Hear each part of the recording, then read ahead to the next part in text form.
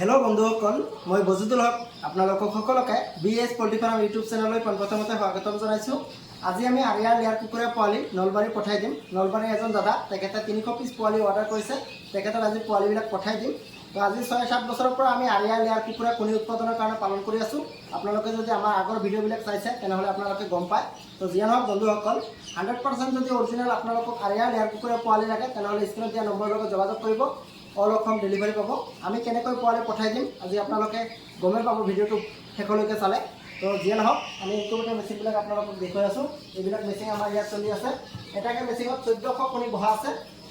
মই ভিতৰৰ পিনে আপোনালোকক দেখুৱাই আছোঁ, দেখুৱাই দিয়াচোন ভালকৈ।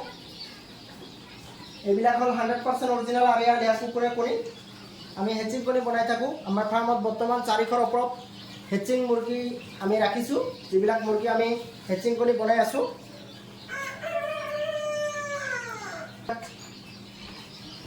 যিয়ে নহওক বন্ধুসকল আপোনালোকক পোৱালিবিলাক দেখুৱাই আছোঁ। যিবিলাক পোৱালি আমি আজি পঠাই দিম দেখুৱাই দিয়েচোন পোৱালিবিলাক ভালকৈ।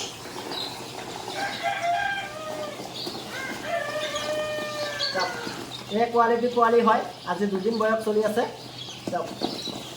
আমি কেতিয়াও আপোনালোকক দুৰ্বল পোৱালি নপঠাওঁ, এই কোৱালিটি পোৱালি পঠাওঁ। চাওক কেনেকুৱা ধুনীয়া পোৱালি, 100% অৰিজিনেল।